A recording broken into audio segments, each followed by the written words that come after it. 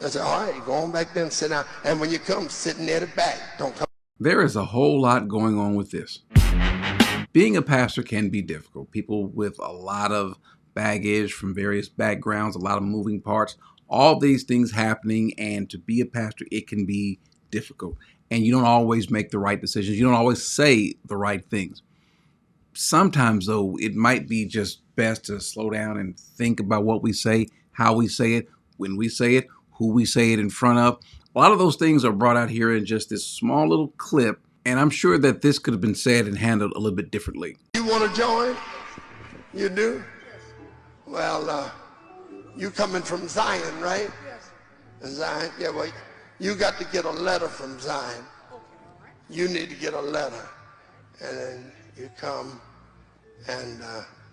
Okay, so I'm not sure what's happening.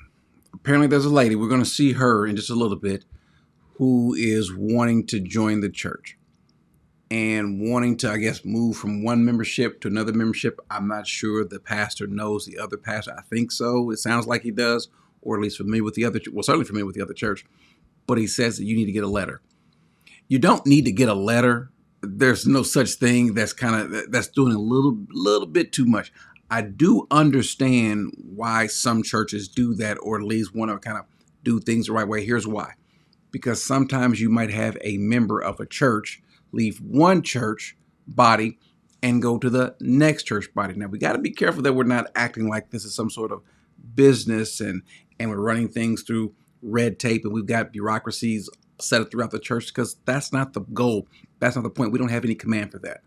But sometimes I've seen churches put this in place to make sure you don't get one rowdy member who was at another church who has done all sorts of things, raised all sorts of chaos and a ruckus over at that church and is dissatisfied and then comes over to this church. You want to be careful. However, does a church have the right to say you can't join? You should join. The church, as a local body, does have the autonomy to say, you know what, no, we can put you out, but not to accept someone. There needs to be a reason why not to accept someone or just to keep coming. Now, can they keep it from coming to the church? Legally, there are things that they can do, but morally, biblically, should they? No, but there seems to be a lot more here than we're seeing. They say, you see me and Pastor Ellis before we take you in. We're going to take you in. We ain't going to take you in right now. Yeah, no, do you really? Okay, you got to take your medicine before you come in here. Now, I don't know what that is. We're not going to take you in right now. All of this, whatever's happening, is she should have been pulled to the side because he has an idea of what's happening. This should have been done away from the people, not before the people. It looks messy. Even if we find out, hey, this was done properly, this was right, this was what he's doing, him trying to protect the church, that's what he's doing. There's a better way to go about doing this. You have to be discreet. There's a lot of wisdom. And again, you don't always handle things the right way. Maybe you go back and look and think, I could have done this better. But then he makes a statement, you got to take your medicine before you come here. I don't know what's happening here. Did she do something before that requires her to go through something before she can come here? Well, no, that's not biblical either. Because whatever it is that she did, either she can come in or she can't, but she can't have to go through some sort of orientation, some sort of, as he says, medicine before you can become a member here, before you can start attending here. No, if there's something wrong with her, well, then you need to deal with that. You need to, if she is placing herself under the care of this shepherd in your flock, then you deal with her the right way. You deal with her the way a pastor or shepherd should. As a matter of fact, let's bring in Peter. He says, I therefore exhort the elders among you as your fellow elder and witness of the suffering of Christ and a partaker of the glory that is to be revealed. Look what he says. Shepherd the flock of God among you, exercising oversight, not under compulsion.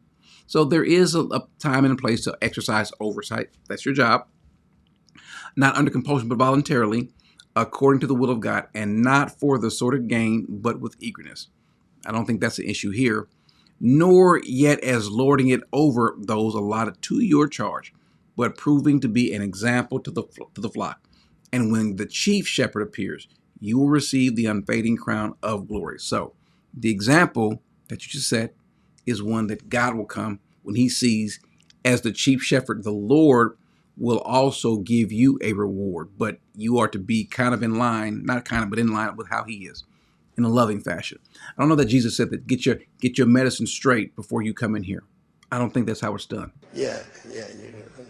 And you leave our mothers alone. Quit calling Mother Wilson. You stop that. Stop that. And my answer to you is no, you cannot marry Brother Derek Wilson.